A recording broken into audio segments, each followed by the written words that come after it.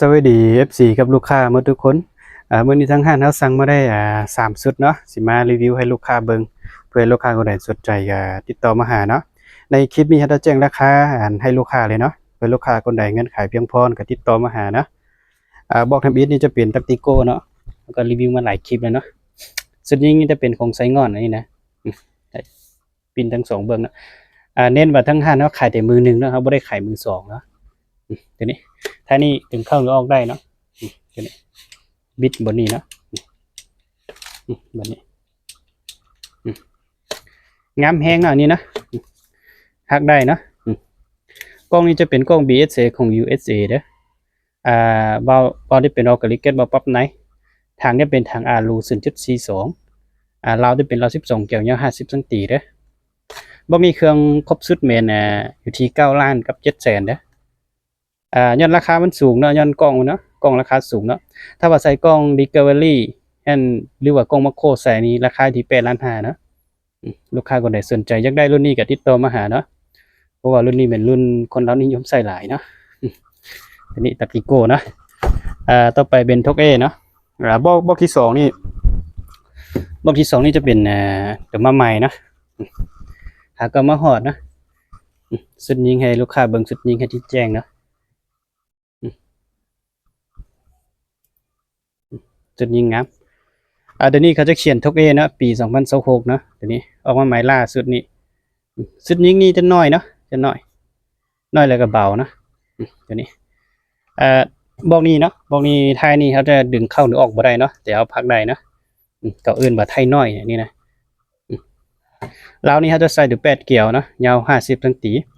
รับประกันเรา6เดือนนะยิ่งกว่าที่เขาเป็นเราใหม่อันกล้องนี่เขาจะเอากล้องรุ่นเวนฮันเตอร์เนาะ4-16คูณได้44ตัวนี้นะ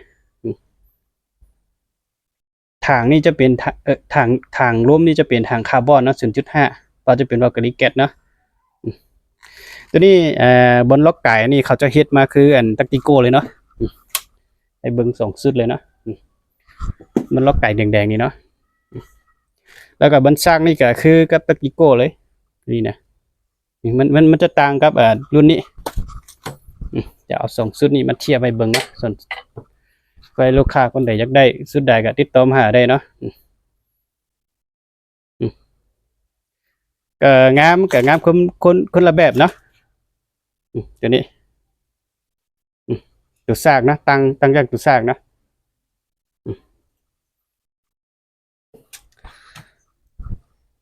งามหลายนะลูกค้าคนใดสนใจอยากได้รุ่นมาใหม่ล่าสุดนี่ก็ติดต่อมาหาได้นะ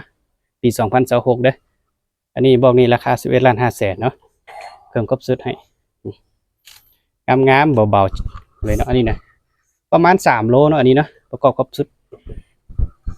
ต่อไปเป็นบอกที่3เนาะบอกที่3นี่ก็รีวิวมาหลายคลิปแล้วเนาะบอกที่3นี่เขาผลิตเป็นปีท้ายปี2025เนาะมันก็จะเขียนโลโก้นี่เลยปี2025เนาะบนแดงๆนี่จะเป็นตัวล็อกไก่นะตัวนี้จะเป็นตัวล็อกไก่ชุดนี้จะเป็นของไซงอนเนาะกล้องจะเป็นกล้อง BSA ของ USA ทางจะเป็นทางคาร์บอน 0.5 เนาะว่าเป็นวาลกริเกตเรานี่เป็นเรา12เกี่ยวยาว50ซนเด้อไทยนี่จะเป็นไทยน้อยเนาะไทยน้อยเราจะหักได้เนาะแต่เขาบ่สามารถดึงเข้าดึงออกได้อันนี้นะงามเลยเนาะสุดยิงลูกค้าคนใดสนใจอยากได้ชุดนี้ก็ติดต่อมาหาได้เนาะชุดนี้ราคาเป็น11.5 ล้านเนาะได้เครื่องครบชุดเลยตัวนี้2ชุดทำให้ลูกค้าเบิ่งให้แจ้งเลยเนาะ2ชุดที่ต่างกันในเนืองเนาะชุดยิงนี่ก็ต่างนะบนลายมันนะให้ลูกค้าเบิ่งถ้าลูกค้าว่าอยากได้ตัวปี2026ก็บอกนี้เนาะแต่ว่าลูกค้าอยากได้ปี2025ก็เป็นบอกนี้เนาะลูกค้าจื้อเนาะเครื่องทั้งห้าเนาะก็นำเข้าบ่ได้มาหลายนะก็ดุนๆก็ได้มาเดือนนึงดุนๆก็ได้มาเดือนนึงอยู่เนาะตามนี้เนาะลูกค้าคนใดสนใจก็ติดต่อมาหานะเครื่องเขายังมีพร้อมส่งเนาะพวก MC K2 ก็ยังมีอยู่